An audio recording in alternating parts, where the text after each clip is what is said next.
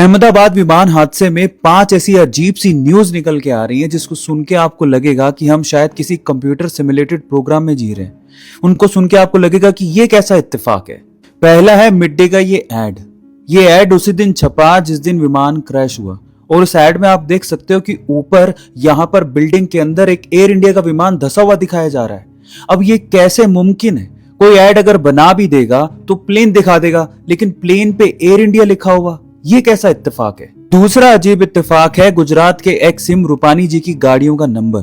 अब ऐसी न्यूज चलाई जा रही है कि उनकी गाड़ियों का नंबर था 1206, यानी कि वो इन्हीं गाड़ियों के नंबर की गाड़ियां चलाते थे। ये उनकी पर्सनल गाड़ियों के नंबर थे और उसी दिन उनका देहांत हो जाता है।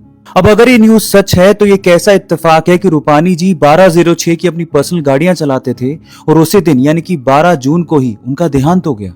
फिर इन्हीं न्यूज के बीच में एक पंडित जी भी सामने आए हैं जिन्होंने पहले ही भविष्यवाणी कर दी थी कि 7 जून के बाद एक विमान हादसा होगा और उसमें किसी नामी व्यक्ति का देहांत हो जाएगा। अब क्या वो इसी एयर इंडिया फ्लाइट की बात कर रहे थे और क्या वो नामी व्यक्ति विजय रूपानी जी थे? फिर एक और इत्तेफाक सुनिए, सावजी भाई नाम का व्यक्ति सिर्फ इसीलिए उस फ्लाइट में नहीं चढ़ा क्योंकि उसे ठीक नहीं लग रहा था।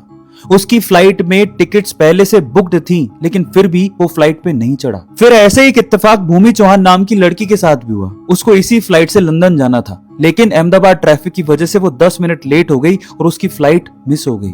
अब अगर वाकई ये खबरें सच हैं तो इन सब खबरों को सुन के आपको नहीं लगता कि हम लोग एक कंप्यूटर सिमुलेटेड प्रोग्राम में रह रहे हैं? पर जो भी हो, ये विमान हादसा बहुत ही दुखद है। अब जिन भी लोगों ने इसमें अपनी जान गंवाई है, भगवान उनकी आत्मा को शांति दे।